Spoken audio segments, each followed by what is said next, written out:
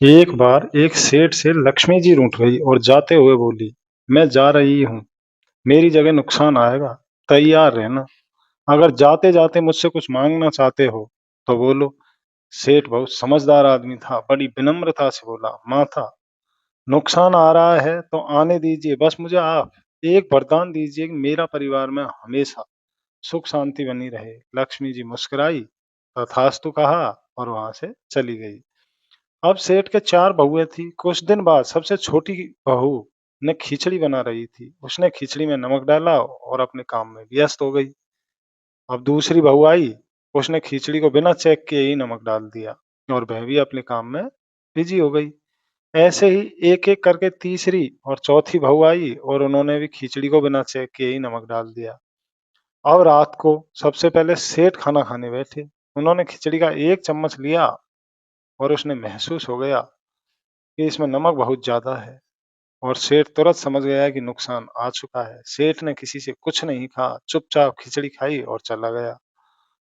उसके बाद खाना खाने की बारी सबसे बड़े बेटे की आई। बेटे ने खिचड़ी का एक निवाला लिया। उन्होंने परिवार वालों से पूछा, पिताजी ने खाना खा लिया? उन्होंने किसी से कुछ नहीं कहा। तो बाकी लोगों ने जवाब दिया, हाँ, पिताजी तो खाना खा गए, उन्होंने तो किसी से कुछ नहीं कहा। तो बड़े बेटे ने भी चुपचाप खिचड़ी खाई और चला गया। ऐसे ही करके परिवार के बाकी सारे सदस्य एक-एक करके आए और अपनों से पहले वालों के बारे में पूछा और कुछ नहीं कहा, खिचड़ी खाई और चुपचाप चले गए। अब रात को सेठ जी सो रहे, सपने में नुकसान आया और हाथ जोड़कर बोला, भाई, मैं यहाँ से जा रहा हूँ, मैं यहाँ नहीं रह सकता। तो सेठ जी ने पूछा, क्या हो गया? नुकसान बोला, तुम सबने मिलकर 1 किलो नमक को खा लिया, पर मजाल कोई किसी पर चिल्लाया नहीं और न ही किसी ने गुस्सा किया। सब शांत रहे। जिस परिवार में ऐसी सुख शांति और आपस में इतना प्यार हो, मैं वहां नहीं रह सकता। तो दोस्तों, निष्कर्ष, इस कहानी का निष्कर्ष है, जिंदगी में उतार चढ़ाव, दुख सुख, फायदा नुकसान सब चलता रहेगा, लेकिन जिस परिवार में आपस में लोगों में प्यार है, सुख शांति है, छोटों में आदर, बड़ों में बड़प्पन, उस परिवार का कोई नुकसान आपदा कुछ नहीं कर सकती।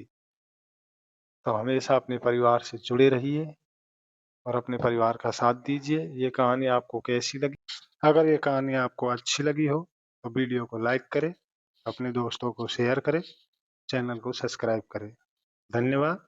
फिर मिलते हैं एक नई मोटिवेशन कहानी के साथ। तब तक के लिए जय श्री राम।